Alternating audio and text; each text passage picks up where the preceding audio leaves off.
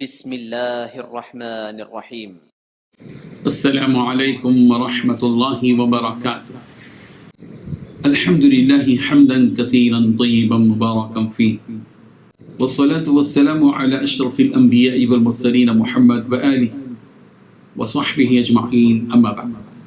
حاضرین و ناظرین، یہ درس نمبر 1222 ہے اور آج سورہ مریم کی 2 آیتوں کی تلاوت اور تشریح کی جائے گی، آیت نمبر 81 اور 82، 81 and 82۔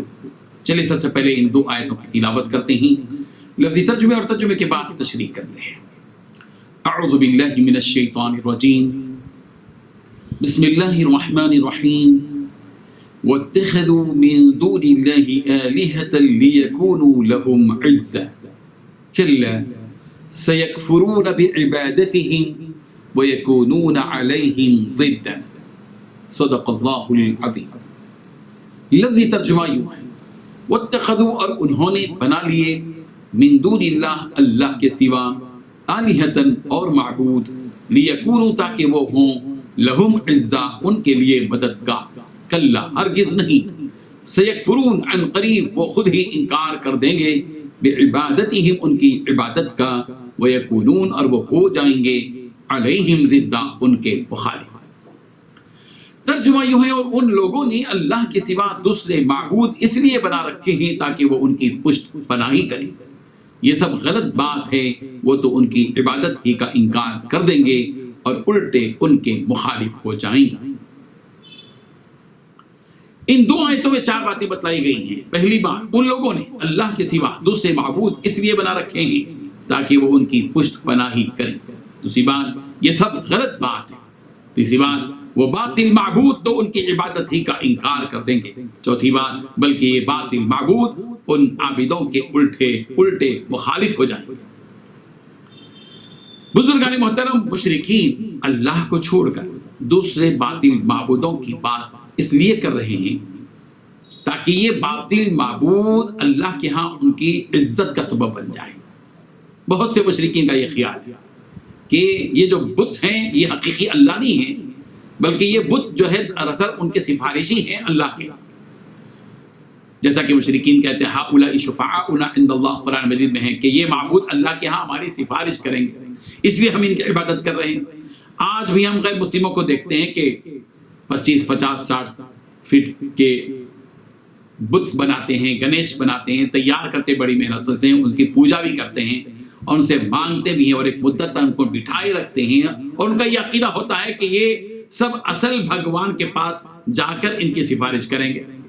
یہی وجہ ہے کہ 10-15 دن کے بعد اسی گنیش کو بھاری تعداد میں لوگ لے جاتے ہیں اور پانی میں ڈبو دیتے ہیں اور ساتھ میں چپلوں سے مارتے ہیں، گالیاں دیتے ہیں، نعوذ باللہ۔ دیکھیے عجیب بات ہے کہ جن کو بت بنایا انہوں نے، ان کے نزدیک تو وہ بت ہے ان کے، پھر ان کو جوتے مارنے کی کیا بات ہے؟ عقل گوارا کرتی ہے اس کو؟ آخر ان کی عقلیں کہاں چلی گئیں کہ جس کو انہوں نے اب تک 8-10 دن تک بڑی عقیدت سے پوجا کی ان کی، لیکن 8-10 دن کے بعد اسی بت کو جوتوں سے مارنا، گالیاں دینا، آوازیں کرنا، پھر ڈبو دینا، یہ کہاں کی عقل مندی ہے؟ سمجھ میں نہیں آتی۔ معلوم یہ ہوا کہ یہ باطل عقیدہ ہے۔ ان کا عقیدہ یہ ہوتا ہے کہ بس جا کر اسی قدر متاثر کن انداز میں بھگوان سے سفارش کریں گے جتنا یہ ان کو پریشر ڈالیں گے، گالیاں دے کر، جوتے مار کر۔ اللہ تبارک و تعالیٰ ان باطل معبودوں کو قوت گویائی عطا فرمائیں گے کل قیامت میں، اور وہ کہیں گے کہ اللہ ان کو عذاب اور سزا دیجیے، انہوں نے آپ کو چھوڑ کر ہماری عبادت کی۔ قرآن مجید میں ایک اللہ کے سوا دوسروں کو معبود بنانے سے بار بار روکا گیا ہے۔ سورۃ النحل کی آیت نمبر 51 میں کہا گیا، وقال اللہ لا تتخذوا الہین اثنین انما هو الہ واحد۔ اللہ تبارک و تعالیٰ ارشاد فرما چکا ہے 2 معبود نہ بناؤ، معبود تو صرف وہی اکیلا ہے۔ سورۃ الانبیاء کی آیت نمبر 24 میں یوں کہا گیا، ام اتخذوا من دونہ آلہۃ قل ہاتوا برہانکم، کیا ان لوگوں نے اللہ کے سوا اور معبود بنا رکھے ہیں؟ ان سے کہہ دو کہ لاؤ، اس معاملے میں تم اپنی دلیل پیش کرو۔ سورۃ الفرقان کی آیت نمبر 3 میں کہا گیا وَاتَّخَذُوا مِن دُونِهِ آلِهَةً لَا يَخْلُقُونَ شَيْئًا وَهُمْ يُخْلَقُونَ، ان لوگوں نے اللہ کے سوا جنہیں اپنے معبود ٹھہرا رکھے ہیں وہ کسی چیز کو پیدا نہیں کر سکتے بلکہ وہ خود پیدا کیے جاتے ہیں۔ ایسی چیز جس کو انسان نے اپنے کمزور ہاتھوں سے پیدا کیا ہو وہ طاقتور کیسے ہو سکتا ہے؟ طاقتور تو وہ ہے جو پوری دنیا کو اپنی طاقت اور قدرت سے پیدا کرے، اور وہ صرف اکیلا اللہ ہے، تنہا ہے۔ قل هو اللہ احد اللہ الصمد لم یلد ولم یولد ولم یکن له کفوا احد۔ اللہ تعالی ہم سب کو توحید پر قائم رکھے، شرک سے ہم سب کی حفاظت فرمائے۔ وآخر دعوانا ان الحمد للہ